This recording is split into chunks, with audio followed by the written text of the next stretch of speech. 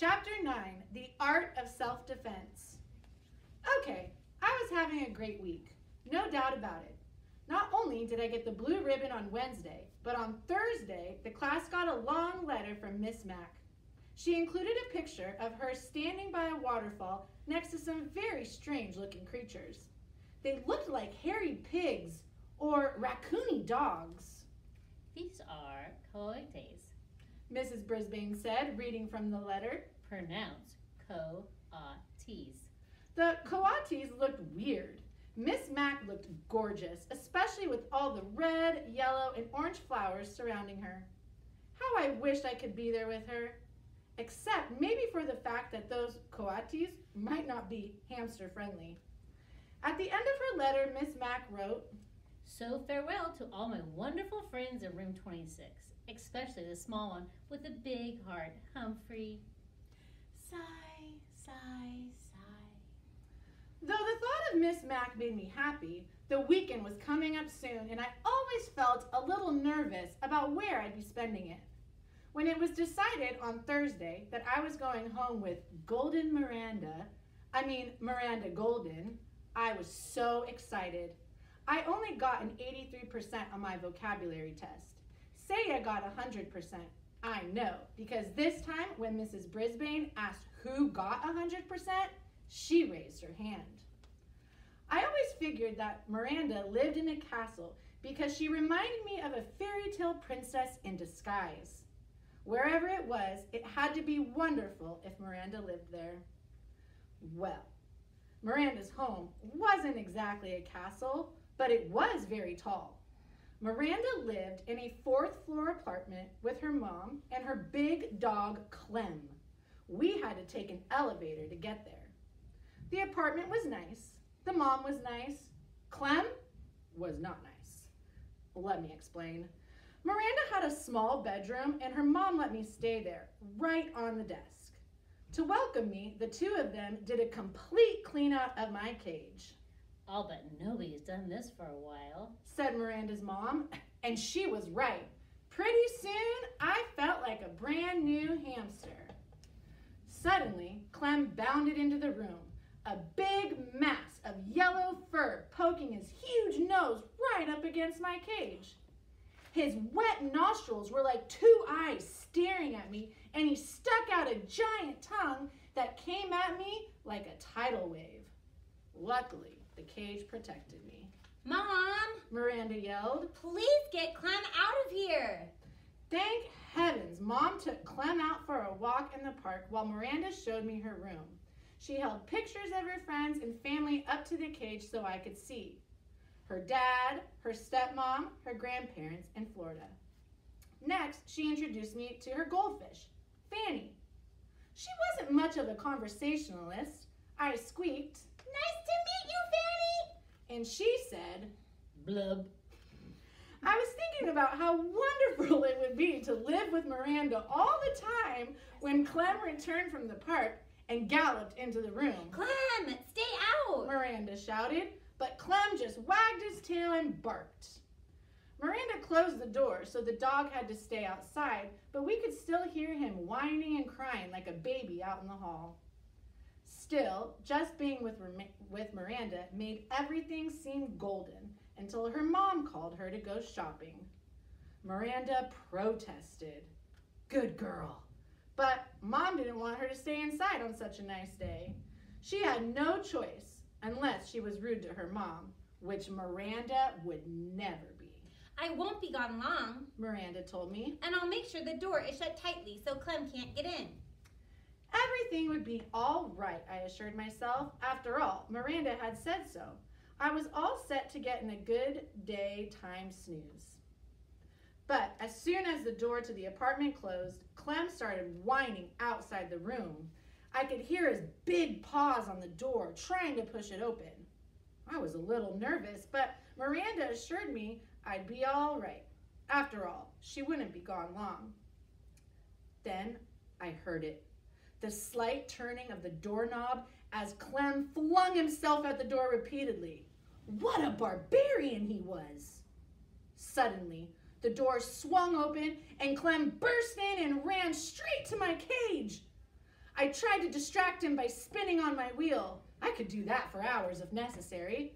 I thought the spinning wheel might even hypnotize him like in an old movie I'd seen with Miss Mac. Miss Mac, where was she when I needed her? But apparently, all that spinning just excited Clem more. He started barking at me, but I couldn't understand a word he said. Now cut that out! I squeaked at him. That just seemed to make him more hot and bothered. He plopped his front paws on the desk and stuck his nose against the cage door near the lock.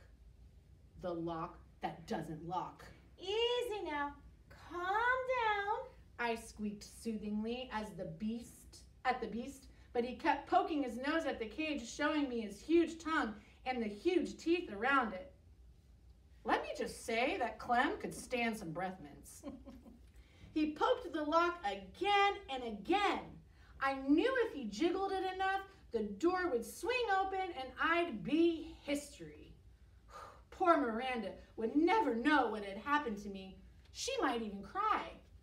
I couldn't stand the thought of Miranda crying. I hopped back on my wheel and started spinning with all my might, hoping to buy some time.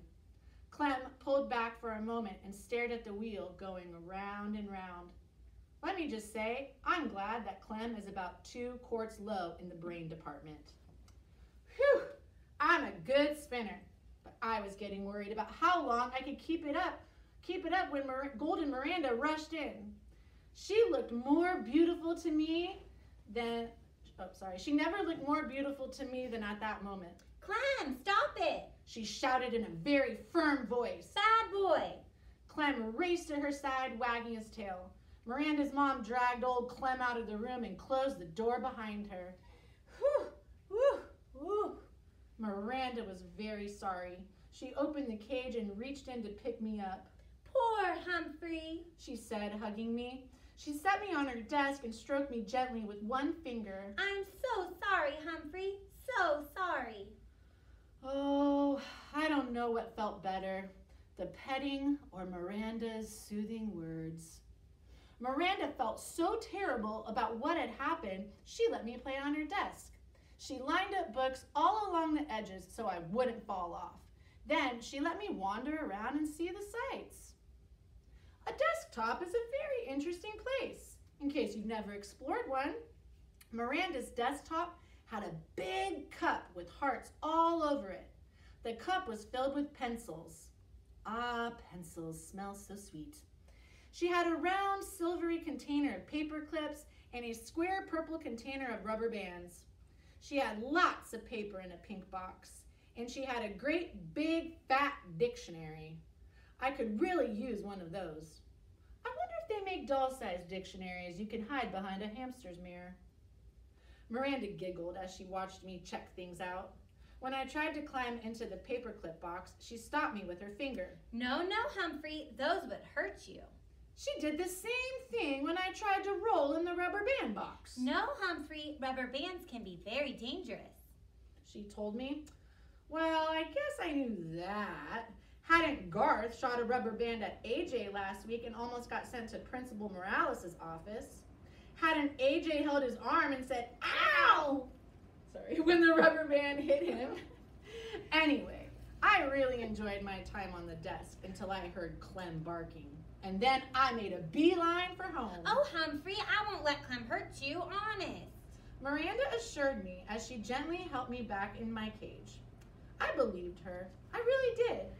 But when it was bedtime and Miranda's mom came into the room to say goodnight, she said some words that sent a chill up my spine. Don't forget, we're going to the Nicholson's house tomorrow night. Miranda protested. I hate to leave Humphrey. Clem gives him such a hard time. We'll lock the door this time, honey. He'll be okay. Her mom said. And tonight, Clem will be in my room. And after her mother left, Miranda assured me that Clem loves to sleep in Mom's room. But if anything happens and you just get scared, just give me a squeak. She told her. Don't worry, I will, I assured her. I didn't sleep that night. For one thing, the stars on Miranda's ceiling glow in the dark and they're so beautiful, I couldn't take my eyes off them. For another thing, well, I am nocturnal. But mainly, I didn't sleep because I was worried about Clem. After my experience that afternoon, I believed that no lock could hold him back. And how could a little hamster fight back? What weapon would I have against a big, hairy, bad-breathed, small-brained creature? What weapon indeed? I had an idea. Clem hadn't made a peep for hours, so I took a chance and quietly opened the lock that doesn't lock and dashed across the desktop to pick my weapon, just in case of another encounter with Clem. Then I scampered back to the cage with it and quietly closed the door. I hid my weapon behind my mirror next to the notebook, where no one could find it. Then I managed to get 40 winks or so of sleep around sunrise. Miranda and her mom kept Clem out of my sight all day until it was time for them to go to their party. I'm still worried, Said Miranda. I'm locking your door with a key on the outside. Her mom said. I'm locking Clem in my room, and Humphrey's cage is closed tightly, right? Miranda checked it. Everybody always checks it. It always seems locked from the outside. It even makes a clicking sound. But from the inside, believe me, it's a piece of cake to open. Miranda seemed satisfied with the arrangement, but I wasn't. So I remained on high alert all afternoon and evening, and here's what happened. After Miranda and her mom left, Clem barked for a while. Then I heard jiggling and joggling for about an hour. Then, next, I heard big, hairy feet padding down the hall toward Miranda's room. Toward my room. I sucked in my breath and waited. Yes, I knew Miranda's mom had locked the door with a key, but Clem didn't seem to let little things like that stand in his way. The doorknob squeaked and rattled. It twisted and turned. Nothing happened, but that didn't seem to bother Clem the barbarian. He jiggled, rattled, and twisted it some more. When he got tired of that, he threw his whole body at the door. And then, very slowly, the door opened. Clem actually seemed surprised, but I wasn't. I had spent the last 2 hours carefully preparing for this moment. Not that my heart wasn't going. Thump, thump, thump, very loudly. Even Fanny the fish seemed nervous. Clem trotted right up to my cage and stuck his big wet nose up against it. Stay away. Keep your distance. I squeaked. I'm warning you. Clem wasn't discouraged one bit. Woof, he barked, sending a foul cloud of doggy breath my way. I didn't even flinch. He barked a few more times and then began poking his big nose against the cage door. I wondered if he had actually knew the lock was broken. The time had arrived to put my plan into action. I was in grave danger and I had no choice. I would only have one chance at Clem because I only had one weapon, a rubber band. It had taken me a long time to get it hooked around the edge of my food dish. Now I carefully pulled it back as far as I could, aiming directly at those big doggy nostrils. You asked for it, beast. I squeaked, then I let it loose. The rubber band snapped and sailed through the air, hitting Clem squarely on the nose. He yelped like a baby and raced out of the room as if he'd seen a ghost. Too bad I didn't still have my ghost costume. That would have been a nice touch. I guess Clem wasn't quite as dumb as I thought because he never even tried to come back in the room again. Of course, Miranda and her mom were really puzzled when they came home and found both bedrooms unlocked and Clem cowering under the living room sofa. I don't get it, Said Miranda. Humphrey looks just fine. Maybe it was a burglar. But Miranda's mom checked the closets and drawers and nothing was missing, Now that's a mystery. said Miranda's mother after she'd searched the whole apartment. Miranda stared at me, shaking her head. If only Humphrey could talk. She said. But I can if you just listen. I told her. I bet you'd have a lot to tell us. Miranda continued, not understanding my squeaks. Yes, I do, I thought. Enough to fill a book. Tip 9. Hamsters do not enjoy contact with other animals. A cat or dog may eat a hamster, or at least do it bodily harm. Guide to the Care and Feeding of Hamsters, Dr. Harvey H. Hammer.